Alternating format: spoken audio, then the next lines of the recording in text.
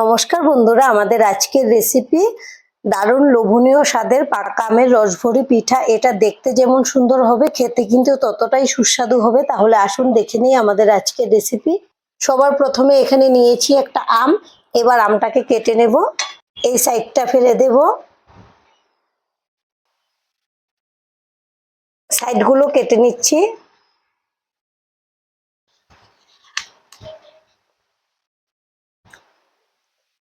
এই পিঠা বানানোর জন্য কিন্তু একটা আমই যথেষ্ট, এর থেকে বেশি লাগবে না। আবার বেশি আম দিলে কিন্তু তখন ভালো হয় না। এখন আমটাকে এভাবে তুলে নেব।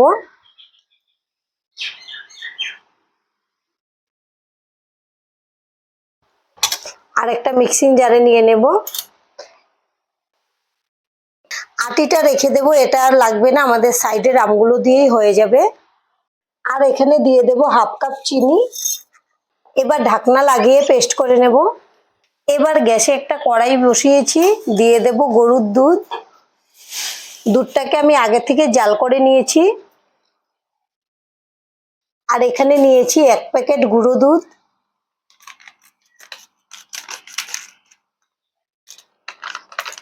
প্যাকেটের দুধটা এর মধ্যে দিয়ে দেব। আর নিয়েছি 1 কাপ চিনি। মিষ্টিটা আপনারা যে যেরকম খেতে পছন্দ করেন সেই বুঝে দিয়ে দেবেন, তবে এই রেসিপিতে যদি মিষ্টি কম হয় ভালো লাগবে না। এবার আমি গুঁড়ো দুধটাকে দুধের সঙ্গে খুব ভালো করে মিশিয়ে নেব। আর এটাকে জাল করে ঘন করে নেব। আমি দুধ খুব ভালো করে জাল করে নিয়েছি। এখন এটাকে ঢেকে রেখে দেব, পরে কিন্তু আরো উপকরণ মেশাতে হবে। এখন গ্যাসে আরেকটা কড়াই বসিয়েছি, দিয়ে দেব জল। জলটা খুব বেশি দেব না, অল্পই দিয়েছি। আমি চিনি আর আম একসঙ্গে পেস্ট করে নিয়েছি, এখান থেকে দিয়ে দেব। সবটুকু লাগবে না, আমি অর্ধেক দেব। এবার ভালো করে মিশিয়ে নেব। আমটা দেওয়ার জন্য কিন্তু খুব সুন্দর একটা সেন্ট আসবে। আপনারা চাইলে এখানে এলাচ গুঁড়োও দিতে পারেন, তবে আমি এলাচ গুঁড়ো দেব না, আমের সেন্টেই হয়ে যাবে। আমের পাল্পটা দিয়ে খুব ভালো করে জাল করে নিয়েছি। এবার এখানে নিয়েছি 1 কাপ সুজি। সুজিটা অল্প অল্প করে দেব আর মিশিয়ে নেব। একবারে দেব না, তাহলে কিন্তু দলা পেকে যাবে। আপনারা চাইলে এখানে ফুড কালারও দিতে পারেন, তাহলে কালারটা সুন্দর আসবে। আমি যতটুকু সুজি নিয়েছিলাম দিয়ে দিয়েছি। এবার নেড়ে সুন্দর একটা ডো বানিয়ে নেব। এখানে আরেক প্যাকেট নিয়েছি গুঁড়ো দুধ।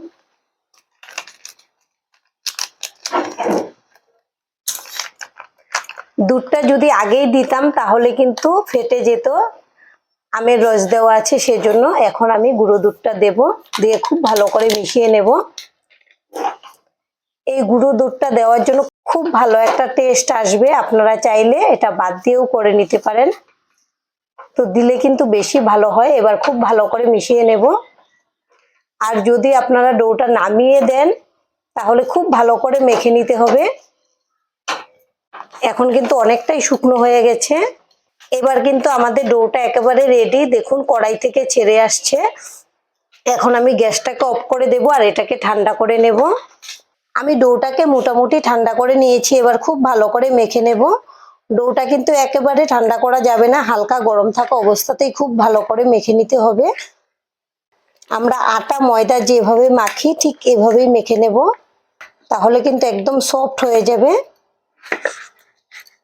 আমি ডোটাকে খুব ভালো করে মেখে নিয়েছি, এবার হাতটা ধুয়ে নেব। এবার আমি হাতে সাদা তেল মেখে নেব আর শেপটা দিয়ে নেব। সাদা তেলটা মেখে নিলে হাতে লাগবে না। আমি যে এতটুকু করে নিয়েছি, প্রথমে হাত দিয়ে একটু গোল করে নেব। 2 হাত লাগিয়ে গোল করে নিচ্ছি। আর শেপটা কিন্তু আপনারা আপনাদের পছন্দ অনুযায়ী আরো ছোট বা আরো বড়ও করে নিতে পারেন। এই যে প্রথমে গোল করে নিয়েছি, এবার হাত দিয়ে আমি চ্যাপ্টা করে দেব। এই যে দেখুন আমি শেপটা এরকম দিয়েছি, আর এভাবেই আমি বাদবাকিগুলো শেপ দিয়ে দেব। আমাদের সবগুলো রসভরি পিঠা শেপ দেওয়া হয়ে গেছে। আর এদিকে গ্যাসে একটা প্যান বসিয়েছি, দিয়ে দেব সাদা তেল। তেলটাকে গরম করে নেব। তেলটাকে মিডিয়াম গরম করে নিয়েছি, এবার একটা একটা করে দিয়ে দেব। তেল কিন্তু খুব বেশি গরম করা যাবে না, আবার একদম কম গরমেও দেওয়া যাবে না, মিডিয়াম গরমই দিতে হবে। আর আমাদের আজকের রেসিপিটা সম্পূর্ণ দেখার পর যদি আপনাদের ভালো লাগে একটা লাইক দিয়ে দেবেন। আপনাদের একটা লাইক আমাদেরকে অনেক উৎসাহ দেয় নতুন নতুন ভিডিও বানাতে। আর আমাদের পাশে থেকে চ্যানেলটিকে সাবস্ক্রাইব করে নেওয়ার জন্য অনুরোধ রইল। আমি কিন্তু সঙ্গে সঙ্গে নাড়াচাড়া করব না, একটু উপর থেকে এভাবে তেল দিয়ে দিচ্ছি। আর যেহেতু আমি প্যানের মধ্যে ভাজতেছি তাই কিন্তু সবগুলো একসঙ্গেই হয়ে গেল। আমি সবগুলো একসঙ্গেই দিয়ে দিয়েছি। এখন আমি কিছু দিয়ে নাড়াচাড়া করব না, 1 মিনিট পর নেড়ে দেব। 1 মিনিট পর এখন আমি উল্টে দেব। আর অল্প কিন্তু ফুলেছে পিঠাগুলো, দেখুন উপরে ভেসে উঠেছে।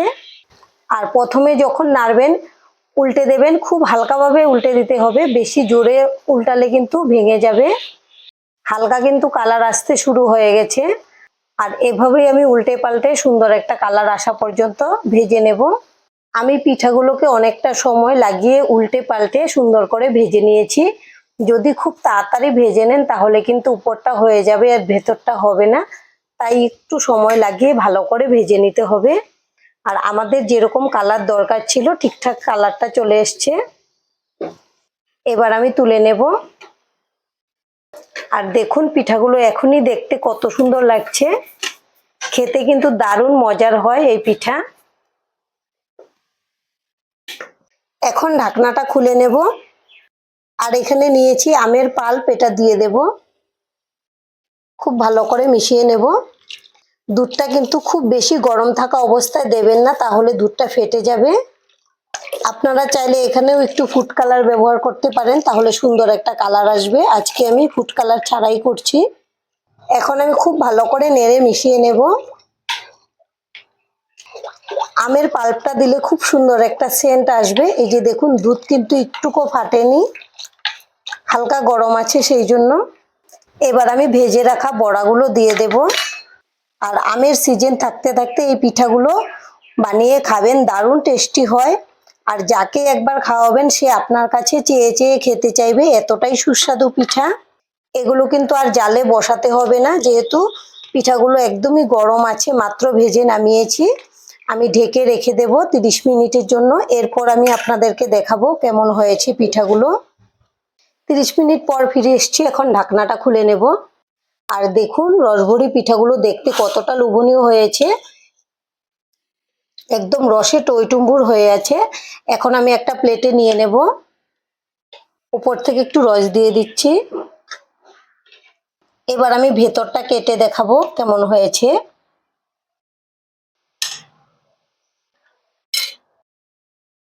এবার দেখুন বন্ধুরা ভেতরে কত সুন্দর করে রসটা ঢুকেছে, খেতে এতটাই সুস্বাদু হবে, আপনারা মুখে দিলে মিলিয়ে যাবে। এভাবে আপনারা বাড়িতে বানান, আশা করছি খুব ভালো লাগবে।